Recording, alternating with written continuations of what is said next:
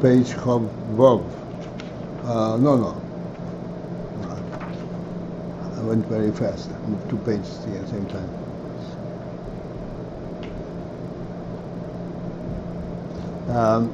Page Chav Dalet, 2 lines down.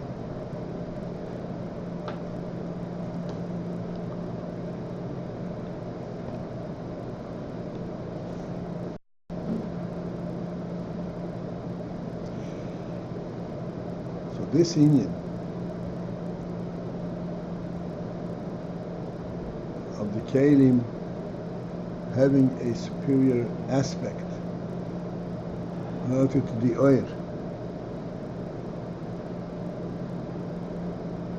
which we started essentially this week, and we had many misholim that bring out this principle.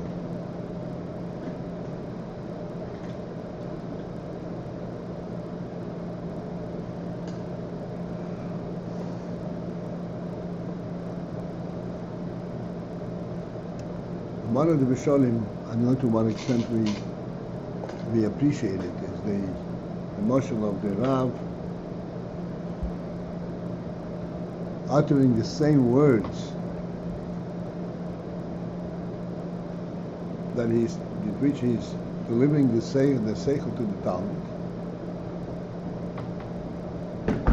but he's not really delivering the sechel to the Talmud. He is actually explaining it internal to himself. He's reviewing his own sechel, verbally expressing it, and the Talmud is eavesdropping and listening to what the Rabbi is saying. So we know that the Rebbe says in Tanya that then the Talmud will not understand it. Perhaps not at all, and even if he understands it, will not be similar to the way he understands it when the Rabbi is explaining it to him directly.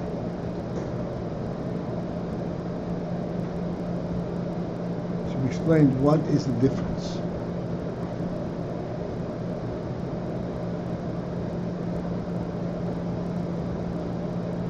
The principal difference is, it's quite obvious,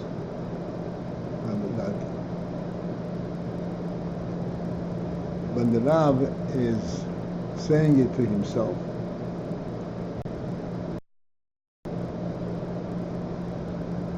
it's a direct flow from the original reality of the sechel, the way it is by the Rav, into the words and sentences that he expresses.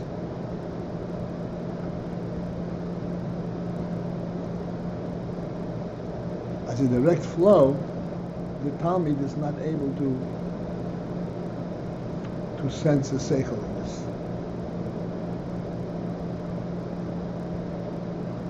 But when there is an interruption, where the Rav goes through the process of contemplation of how do I present it to the Talmud,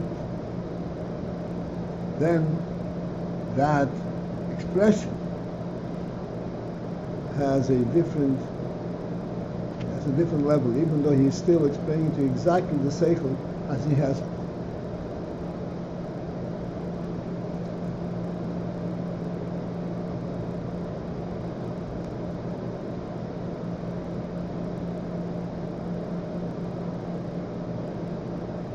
In other words, there's a difference between the Rav saying the sechel, because he understands it, in contrast to the Rav saying the sechel, which he wants the Talmud to understand.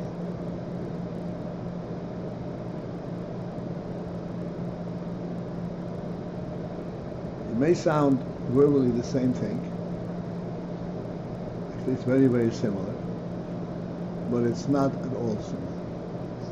That difference there again, when he's talking to himself, it's as it actually is, and the second is how he wants this. He's saying the sechel the way he understands it. Or he's saying that the same sechel, which he understands it, but the way he wants the Talmud to understand.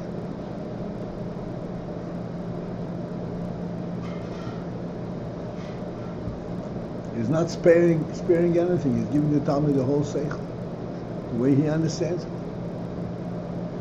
But there is a break there. It doesn't flow directly from his understanding. The manner of explanation is the same. Excuse me? And the manner of explanation is the same, though. Yeah. But it doesn't flow directly from the sechel or out. And this break makes it possible for the sechel to be absorbed in the kelim, in the oishis, in the words, and then the Talmud is able to understand it.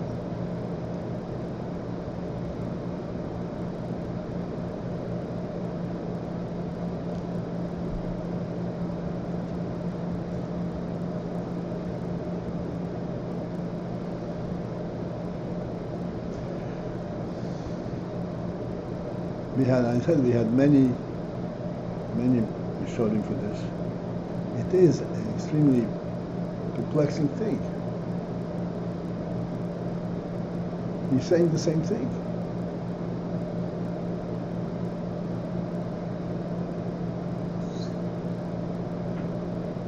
What in fact is the difference?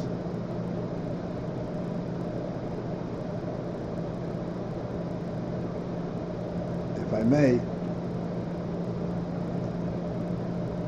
the difference is the sechel as it is by the Rav, as he understands it to himself.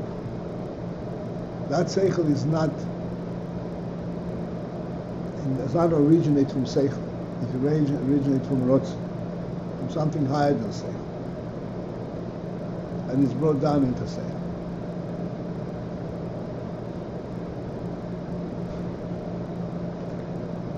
That originating level cannot be transmitted to the tongue. That only the Rav sees it.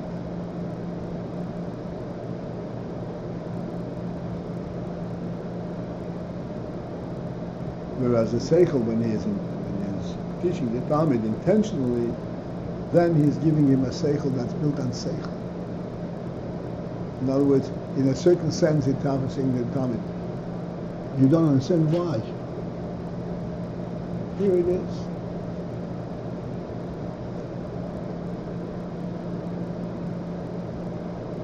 One time, I did mention it in this time. One time, pointed out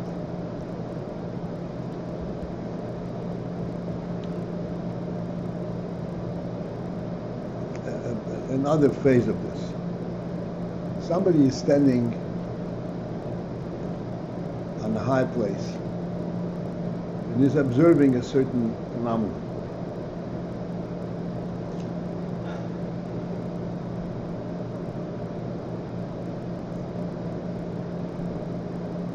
He sees it, whether it is a traffic or he's seeing whatever it is that he's observing. Human activity, street activity. And he is, from his perch of observation, he is transmitting, he's explaining down below what he sees. He has to then step away from his sight.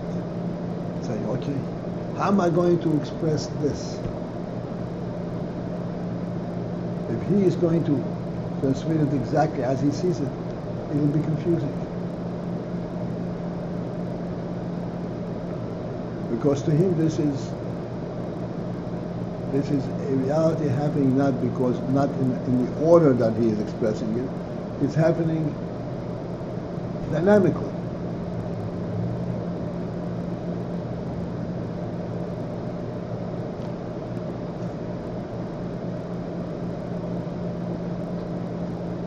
This is the principle of a tzimtzum. Tzimtzum means that I'm stepping away from my own involvement, my own truth, and contemplating how am I going to express this to someone else who does not have that original perception.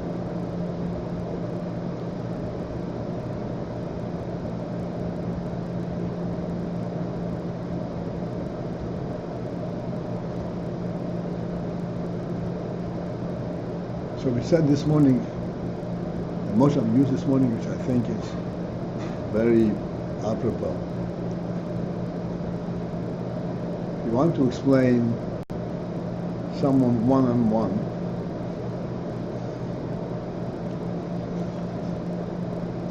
so you begin right away, one-on-one is two.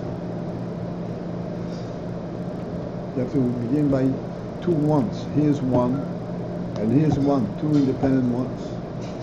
Then we count them over, and you see that you have two ones. To explain, you started from a much lower level than the concept of two. This for the ones is explaining how the Rav steps away from his own sechel Right. to be able to explain and give.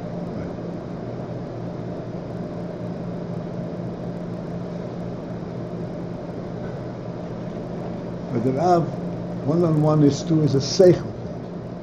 But the way he's presenting it to the Talmud, two ones is not a sechel thing. He's calling his attention to the physical phenomena, the physical presence. Here's one. Now count them over.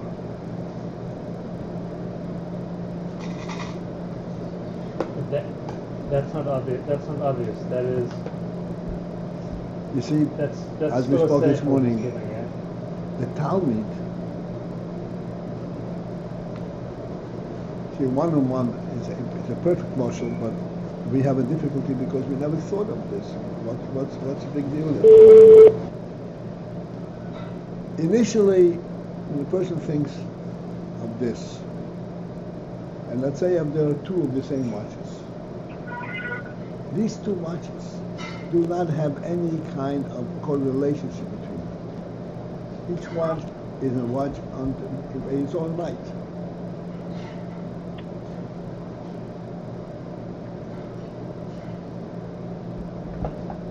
Right? It was made independently at a different time, and it occupies a different space.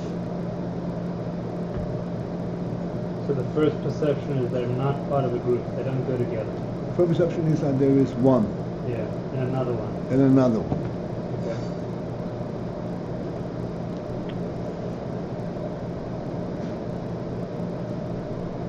And that the master, the Rav, has to show him.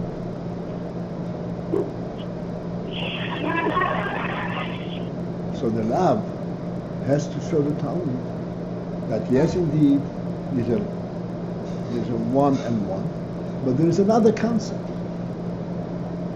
The number of ones is a concept in itself, which the Talmud initially does not relate, does not perceive at all.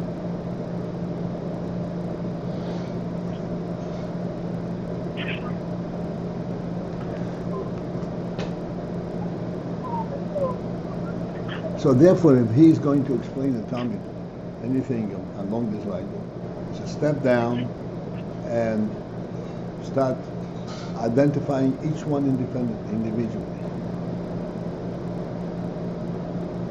Here's a match, put it down. Here's another match, put it down. The second match you put in a separate place from the first. Why? Because it's a separate match. It's another match. So now, since that the second match could not be placed in the same place with the first one, that means that now you have more than one. I mean, how he opens up the whole subject. Okay. This is the principle of the Oyer coming through the tzimtzum.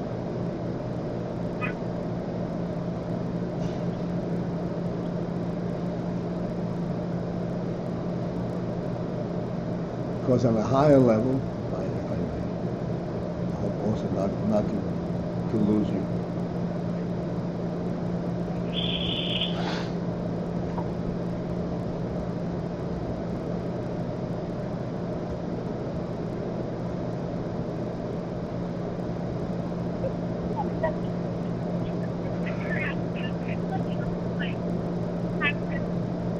How many people did God create?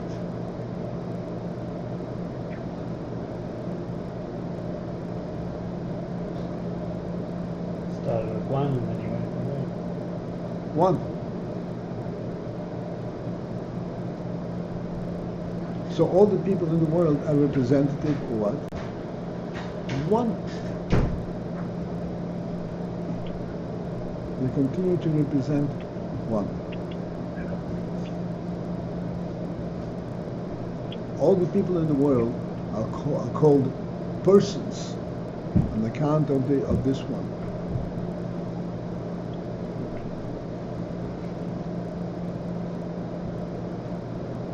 This is what gives him that title, which is a human being, Adam.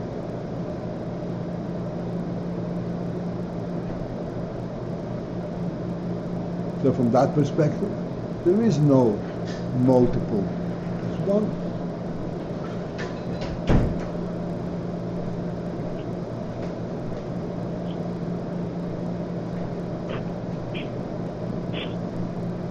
So if you go from the initial reality, there's really one.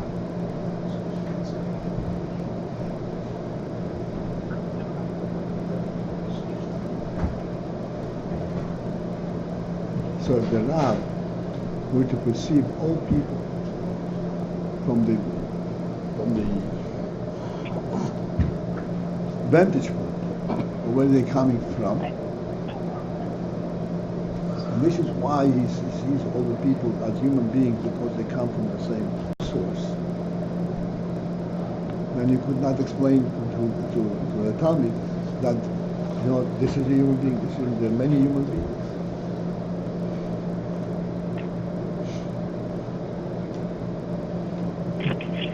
How does he explain to the Talmud about human being?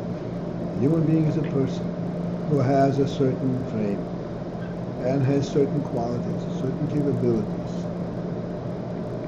And these capabilities can actually be exercised by more than one person.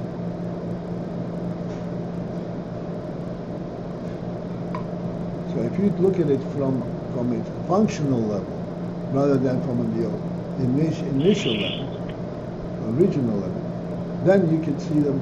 You can see similarities in many. If you look at the functional, not the initial, Right. then you see many. Then you can explain that there are many.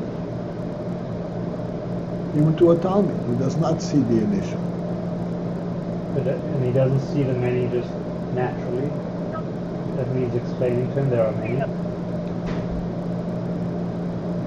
Somebody does not have their phone on mute, and it's hard to hear.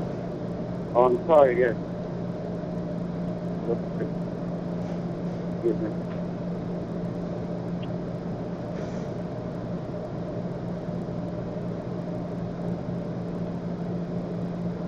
In order to explain, if you want to explain to a Talmud the concept of a minion, what's a minion?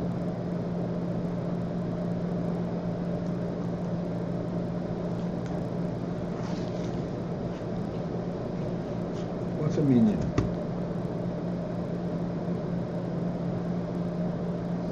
10 are the same people. So what's the difference between 1 and 10?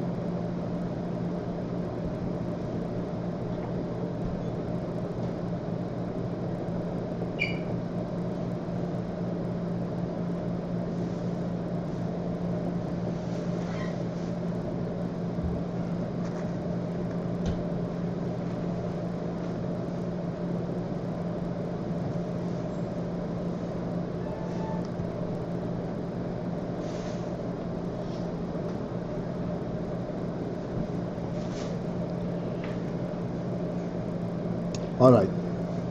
So just before we go on, we got into that mashal to say that that's one way we've been describing the supremacy of the Kalim versus the oil. right. Kayla versus the what? Oil. And I'm not sure I'm seeing how the mashal reflects that and explains that. When you say, like we said originally, one and one is two once. Two once is referring to each one and it's at its inception. Oh, inception here meaning as it's just a keli? Just a keli. That's the place that he occupies.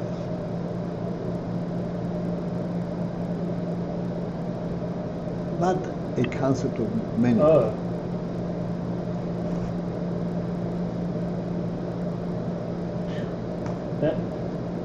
That's almost as if to say the student in his... Sorry? That's almost as if saying the student, where he's close to ignorant, is supreme over the master who's in a state of light. The master of the Rav has the whole light of the situation. He's unto himself. He doesn't need to explain. If he didn't speak, it wouldn't be explained. Now he talks to the student, and he brings him kind of like a low starting point, which we're calling here keli. And that we're saying is supreme over the Rav. Right. What is the keli? The keli is much easier to understand. Why? Because with the keli, you don't have to employ your sechel. You just relate to the simple reality, the tangible reality.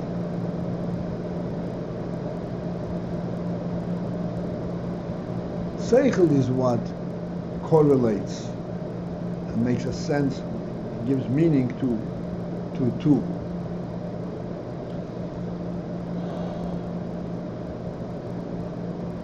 Okay, so I feel the difference. I just don't feel the supremacy of.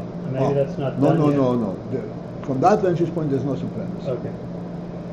Supremacy is okay. This vantage point is just to explain how this is relating to a more fundamental reality. One. The student here is more fundamental. This principle, and this is one, this is one, is more fundamental than this is in addition to this one, in addition to this one.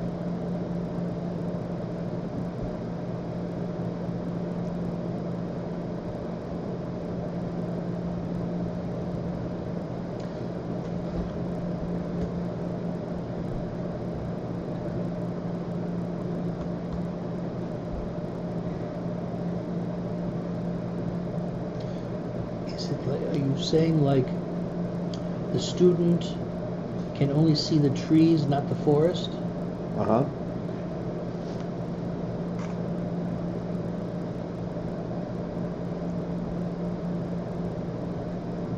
Which is more fundamental, more closer to the real, the forest or the tree? The tree. Of course. Forest doesn't grow, trees don't grow the tree. That's the real thing. That's what.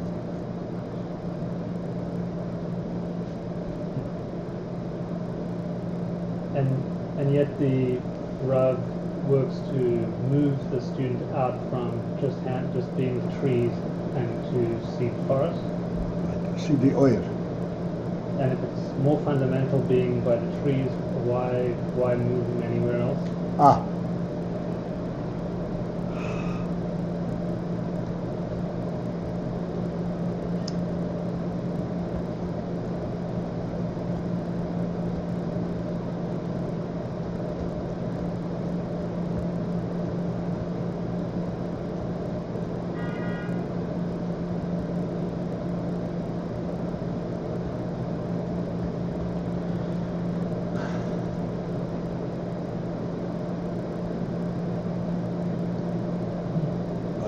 This is a tough question, and you have to tolerate a tough answer. What's the question? If the fundamental is deeper, so why does the Rav try to bring the Talmud to a more superficial level, to a sechel?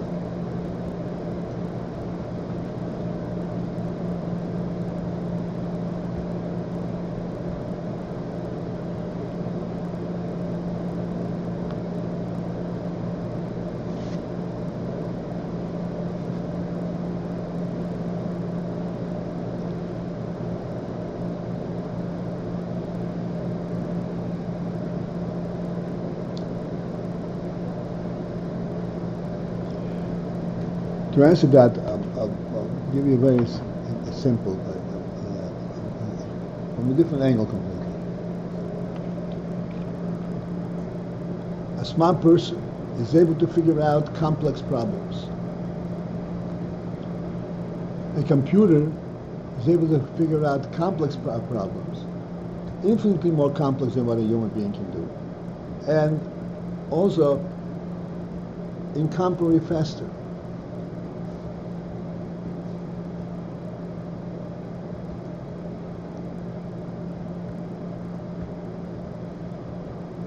Yet, they all say, there's no comparison to human beings with the computer.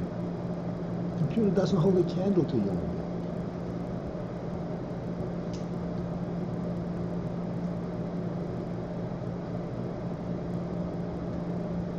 So if the Talmud is able to function at the computer level, what would be the purpose of bringing him to a human level of functionality? Or again, if the Talmud can function at the level of a computer, but he cannot. On his level, in his way. You say, no, that's not enough. I don't want you to understand the way a computer. I want you to understand the way a human being was. Right? I say them very quickly and accurately. We then endeavor and insist, no, I want you to understand the way a human being understands it.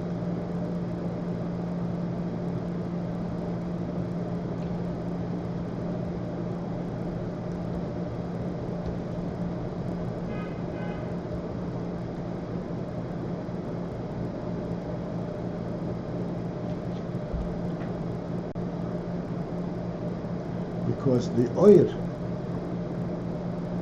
for in the world, for the Talmud, is more important than the keli.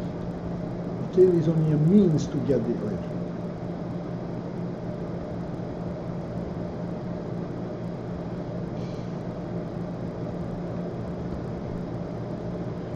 So let's take this on in a practical situation. We spoke about this many times. Don't steal so that you won't disrupt the peace in your community. Don't steal because it's wrong to steal.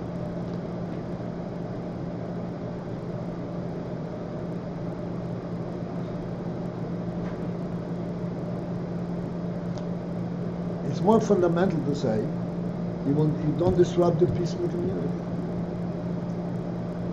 What do you mean by fundamental? Huh? What do you mean by fundamental? Fundamental means that this is something which is understood on the level of the fact rather than on the level of concept.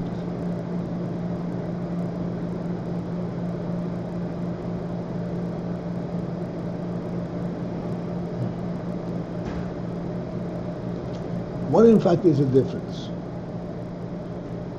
And why would we all recognize that there's a difference and there's significance of difference? What is the difference? Whether you say, don't steal because he will, this is his, don't intrude on him, or this is just plain wrong. What's the difference there?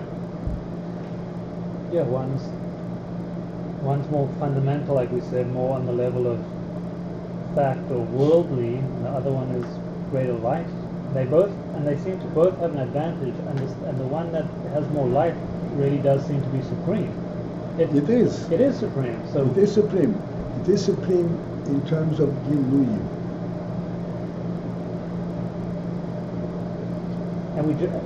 And we just did get done saying that the second level, the keli level, is only as a means to get to the light.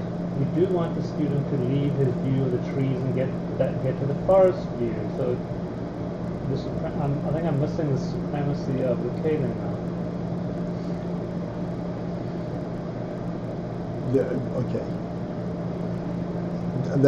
The supremacy of the keli is due to to its origin, not to what it brings into the world. The oil is much more superior as far as the world is concerned. Again, so the keli is supreme because of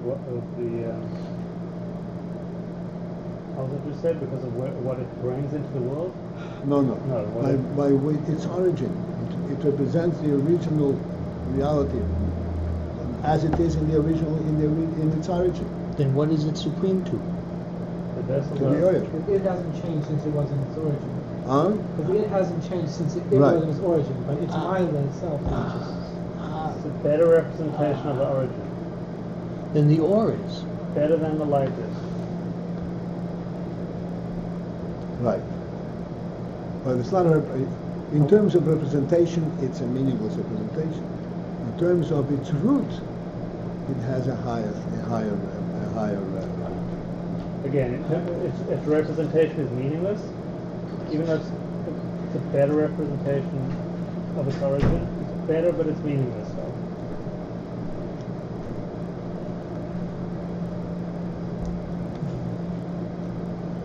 But it is meaningless. That's okay. Another, we always say there's Kabbalah soil, and then there is the way you understand the meaning of mitzvahs. In terms of sechel, in terms of oyer, understanding the meaning of mitzvahs is much superior to Kabbalah soil. But in terms of how, to what extent do you relate, do you have the giver of the mitzvahs, the commander of the mitzvahs is Kabbalah soil. And which is the keli and which is the or? The understanding. Kabbalah soil or is the keli. Kabbalah soil is the keli. It touches just the keli. Do's and don'ts. Oh, okay. Yeah. But there we don't. There the Rav does not guide his Talmud to leave Kabbalah soil. But by the view of just the trees, in that mashal, the Rav was coming to Wait a second. The Rav does not guide the Talmud to leave Kabbalah soil. True. But it does guide the Talmud to enhance Kabbalah soil. enhance it through sechel. To say. That's why we say Nase v'nishma. Remember that one? That's Nase v'nishma. We always ask the question: if Nase is so great, why nishma? I pointed out that when the Eden said Nase v'nishma, that's when the Eden got the Torah. To Nase v'nishma, and it took them many attempts to get to marry the Torah. They said twice. Earlier, they said twice Nasa, without Nishma. And they did not get the Torah. When did they get finally the Torah? When they said Nasa v'en Nishma.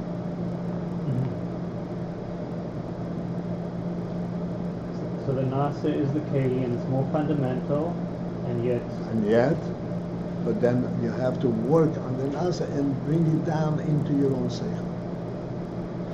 bring it down into one sechel. Right, develop it in your own sechel, so that this mitzvah now is fully imbued in you, and it becomes part of your own understanding. Doesn't it detract from the Kabbalah soul to really be a chacham about stuff?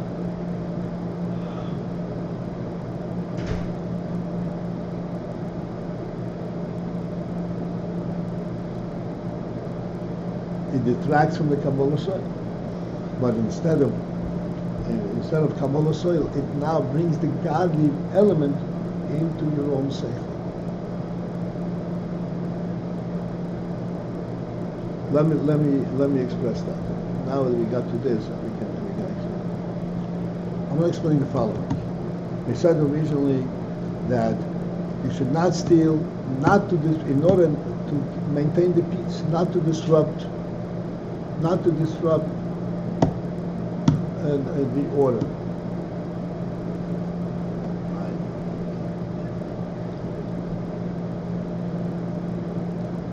If you delve deeper into this, into this principle, you should not disrupt the order. You get to understand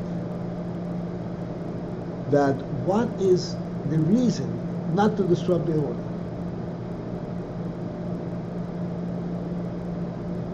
Is it that you're making your neighbor uncomfortable? Is it all, so to speak, on this functional level, or is there fundamental truth to it?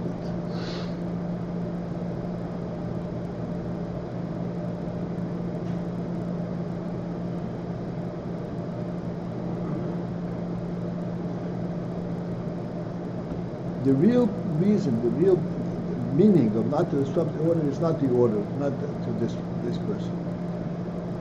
Each individual person is a godly presence, is a godly creation.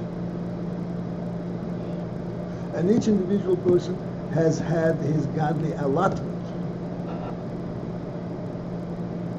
In other words, the fact that there are many people, this is representing Hashem's presence in the world. Through these many people, each one representing Hashem's presence. And if you are usurping, if you're interfering with him, you're interfering with this godly presence. You're in fact denying, like we tell all the time, there is a melech, and a kingdom under the jurisdiction of the melech has to be peace among his subjects, because they all represent the same truth, the same melech. And there is disruption among them, disparity there. That means that you don't recognize that there is a unity between them. That is the real reason. In that respect, Kabbalah says represents the essence of the Melech more than even the sechel.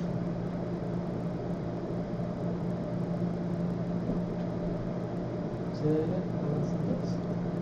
Kabbalah says represents the essence of the Melech more than even the sechel.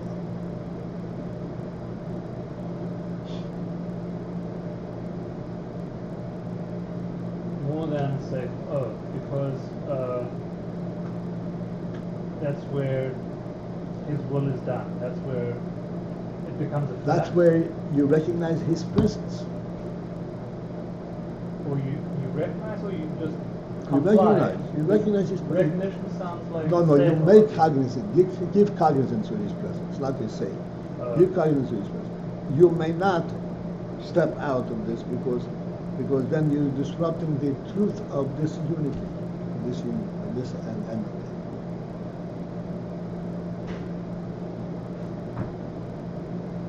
The explanation you gave us. I didn't follow it. I'm saying that the deeper meaning in not disrupting the peace amongst people is not disrupting the unity in the world, which is representing the godly presence in the world. The sechel? Not the sechel, That's not the sechel. truth, the godly presence.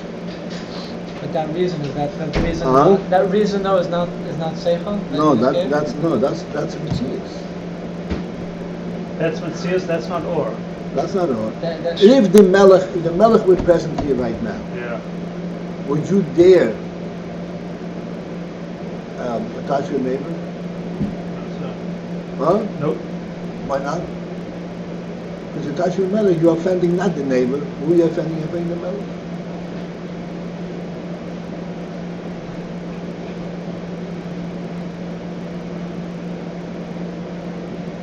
So,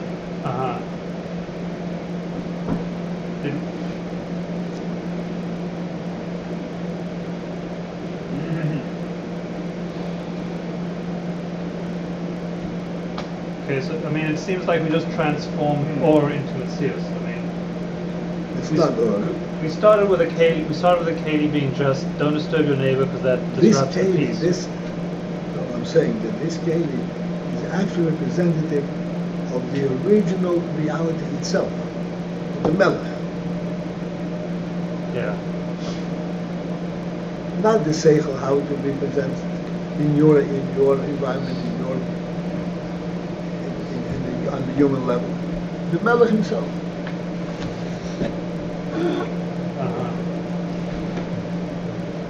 That's like the shorsh of the keli. That's right. How the shayla of everything, how the keli exists within the reality of the Melech himself.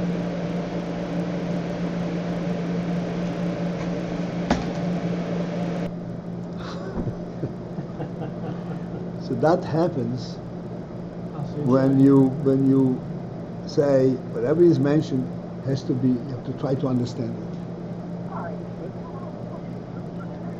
So let's go inside. 2 lines at the end of the second line on page of down, obviously, mamish, end of our time. Second line down? Second line from the top, at the very end of that line. Again, there's somebody without mute on, which is playing music in the background. Oh, music. Tell him music is beginning and the end, not in the middle. Right? Yeah. We start with music, we end with music, but in the middle we have to do some notes. Can I ask Okay. a question before you go on? What? Can I ask a question before you go on? Yeah, sure. Go ahead. So now with all these Mishalom and the Melech, these Mishalom and the Melech, and the peace in the world, and the unity of the world, how is this now relating to Ur and Keli? Or Achar Tzimtzum and the Kalim, I lost track of what corresponds to what. All right.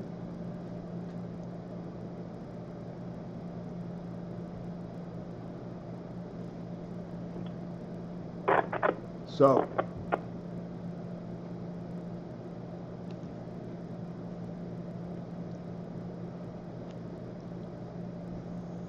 do we understand, let's say, the principle of Kabbalah soil?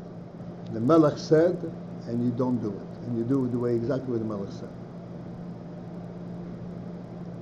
Simply because the Melech said it.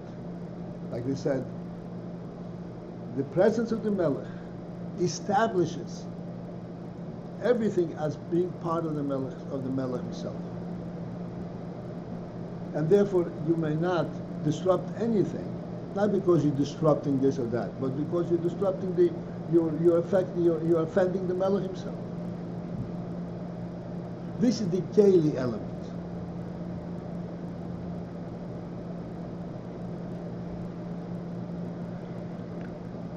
You're giving somebody a shav, right, in the presence of the Melech. Not because the Melech is seeing him, I'm not talking from that perspective, but we're talking about of not recognizing you, giving Shabbat Yashav, who is part of the Melech's entourage. So it's not a question how much you heard him. You didn't hear him, but you did not show him the proper deference. What is the proper deference? You shav him, you shav the Melech.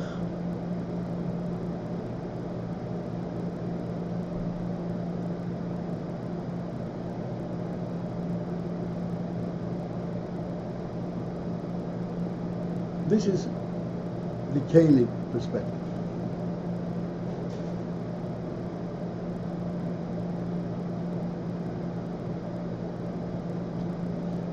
Sounds great. I mean, it sounds like what's to be added to that? The Rav's going to bring light onto that. I mean, that sounds like everything. That sounds like everything, right? On the other hand, as we said, when we said Nasa, we said Nasa bin Nishma. So Nasa, yes, it's always the Melech, and you have to, and the Kabbalah says and so forth. But ultimately, Nisavat and Ishbar listen dir b'tachtoinim. Dir b'tachtoinim means that tachtoinim understand and appreciate the Melech. Not that they are simply recognize that they are simply in His presence.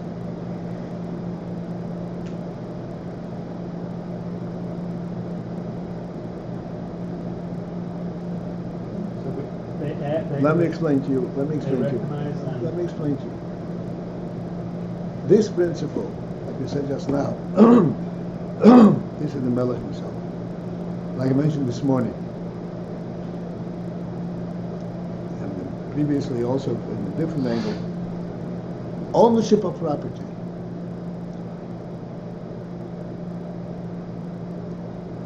Ownership of property, the ultimate truth is ownership of property is something which is granted to the human being by the Creator.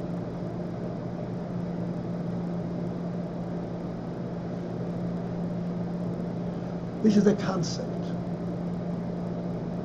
This is not Kabbalah saying. The Rebbe created the human being, and he gave him a task, he gave him a function. In order to do this function, he has to own property in the world.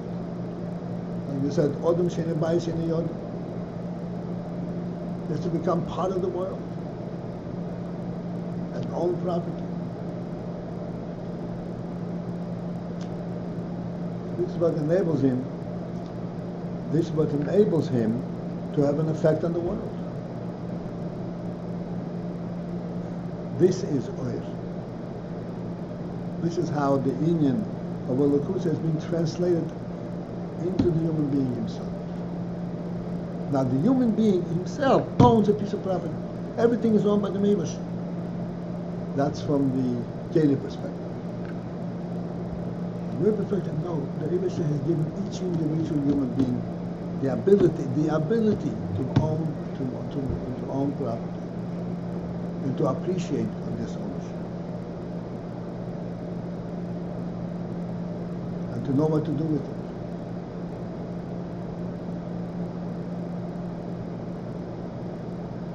Do you understand that?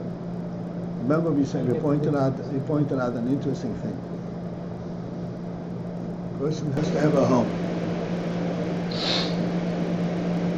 So a home means that he has comfort, he has a place, room for this from that. What if he proposed a person to make the Empire State Building his home? What's wrong with that?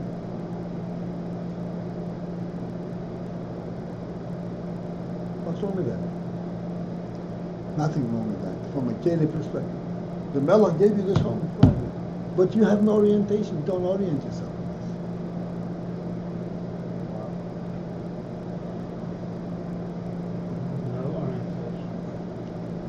You don't need. You know what a home is. You own property. You don't own a home. A home is something which you can perceive. You can relate. You can find yourself in every corner of this home. That's what a home is. That relates to Or. That's what it is. Daily, if I stay complete home. Yes. That's it. That's what You have it. You have it. We had by Or that it originates by the source. It's always doubled to the source, and it's not lefi your own gedar. That's right. So he said. So that's what he said. Oh, it is like it's choshev, but it runs through the tzimtzum. What is the principle of the tzimtzum? It accommodates the recipient, and he should be able to relate to it. More than what Keli does. Keli doesn't. Keli represents the way it is l'mayla, the way it is the source. If you own the Empire State Building, you own it. But do you understand what that means, or you don't? It makes a difference.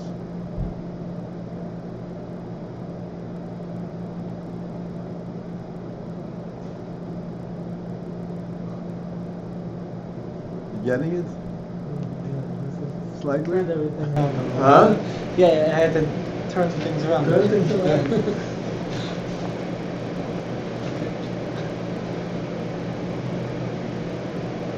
Sounds great, but when they come down to it, massive and Ishma, the Rebbe wants that the human being should also be godly. Once Dir B'Tachtonim, that the Rebbe should be actually recognized in the Tachtonim. Which has to often skabel appropriate level. That's right, appropriate level. And a home means something which is fitted to the being who uses them.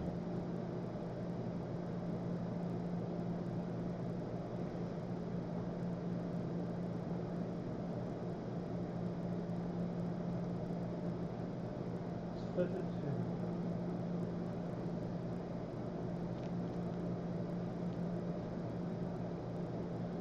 It is a big turnaround, right? What do you mean? Because usually we have that person doesn't steal because it could disrupt the situation. And the or of the matter is that there's a higher truth that he doesn't necessarily grasp, that this is the king's domain. But now we've kind of turned we've turned it over, that the light is what is more specific to him. The keli is what's not specific to him. That's right. But usually we have it a little bit the opposite, where the keli is very specific to him. He's by the tree, he understands the tree. Or he does not steal because he doesn't want to disrupt the community. And the or is what is out of reach and true. And the real deal. But now we have him coming with the opposite. The real deal is the keli. And what happened? How do we turn it around? And the light is what's appropriate. How do we turn it around? Turn it around by explaining. Although you're right, but if you draw this to the real, to its conclusion, and understand, you must not disrupt his peace. Why? So the king is here, but that's not going. That you said is the mitzias of it. That's not going to the light of it. No, that's not the light. That's a mitzias. But which mitzias? Mitzias of the king, not mitzias of these individuals. Right. That's why it sounded to me like you turned light into mitzias. This is not light. That the king is here with us. No, the presence of the king. That's where the king is unto himself. This is not. He has no gilui.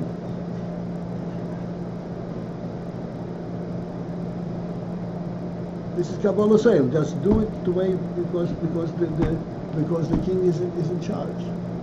His presence.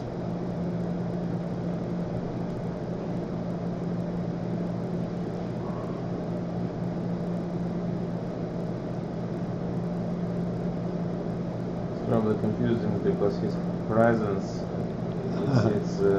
could be confused with Gilui. It's very confusing. I'll tell you. That's why.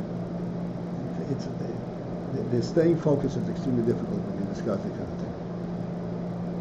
One thing, for example, Al-Tarab explains, and we all know, you put on film, and you don't even know what it says, what film is all about. You have a mitzvah, you put on film. You contemplate everything that film is about. You know exactly what's contained in the film. Not only what's contained, but what are the reasons, what are the Kabbalah insights, reasons of all that. Why the tefillin need to be square? Why these four pashas? Why the letters may not touch each other? You have the whole insight, and you don't have the mitzvah.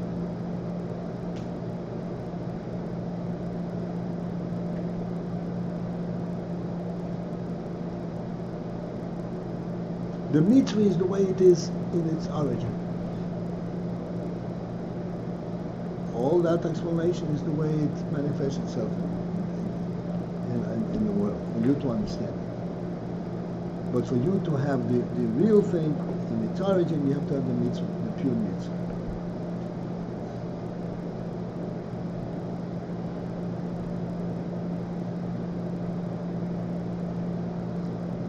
So here you see on this example how or comes through the tzimtzum. That's right. Well, it comes from the tzimtzum, and it fits the particular place where it comes.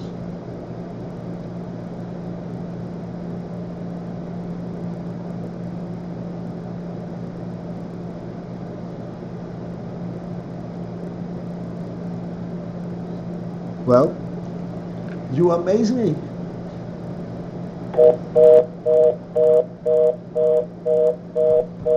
What happened?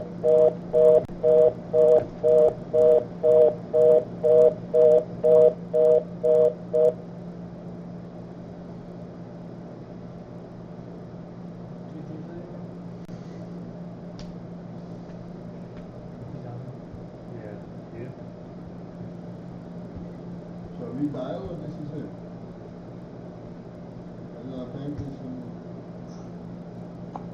Welcome to IDT. Welcome. At the tone, please record your name followed by the pound key. Thank you. You are now entering the conference room. You are participant number 3.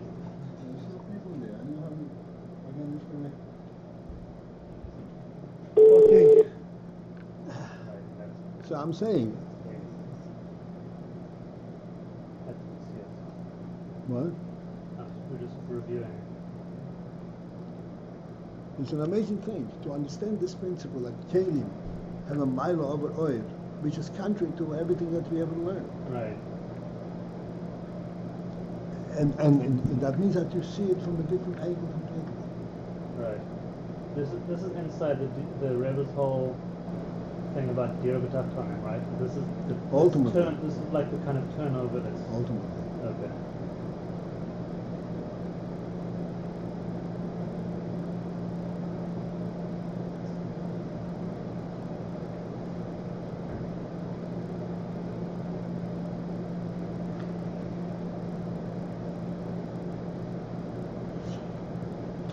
Korbonis.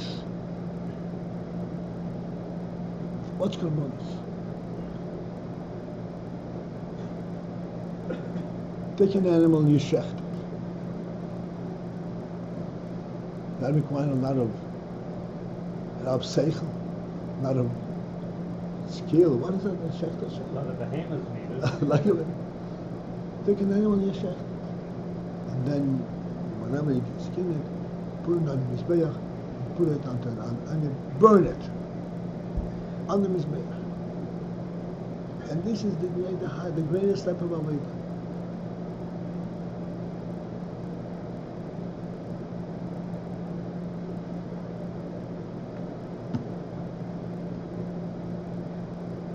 And this karbonis, there's more restrictions in karbonis than anything else. Number one, the animal has to be perfect. And if it's not perfect, perfect means perfect. A little scrape, a little scratch on the ear, it's a moment. There were a whole group, a whole slew of Kohanim dedicated and sitting and examining animals for a moment.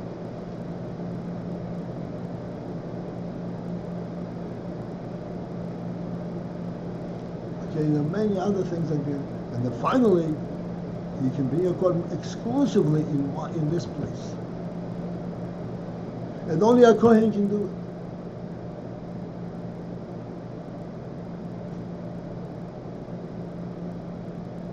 There's an interesting thing regarding this kohen. Only a kohen can be mitahir or mitamei matzoyim. To be mitahir or mitamei matzoyim, you have to be a scholar. You have to study and learn all the various appearances, colors, this color. Part of the kohen is not of that color. He brings a scholar with him. What? He brings along a scholar to check it If out. you get a scholar with him, and the scholar identifies this, whatever discoloration, and the scholar says, hey, it's Tomei. Does he become Tomei? Not yet. Not yet. The scholar tells the Kohen, say Tomei, and they can't say Tomei. It becomes Tomei.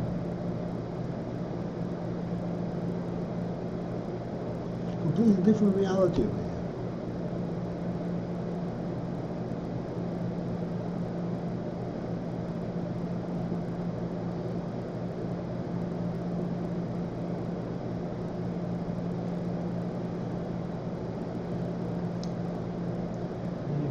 You're bringing out the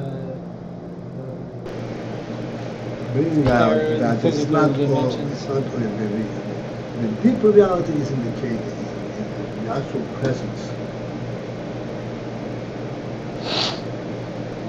physical details of everything. Ask the person, this is the place that Hashem chose.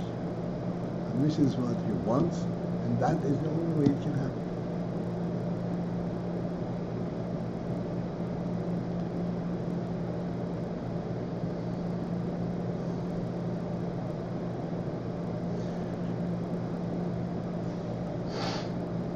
Okay. Which mood to sleep? That's for one thing. Alright, so let us, okay, we have no minyan, how do you like that? Almost. I mean, slowly the minyan was coming up, but it didn't go all the way. Call somebody.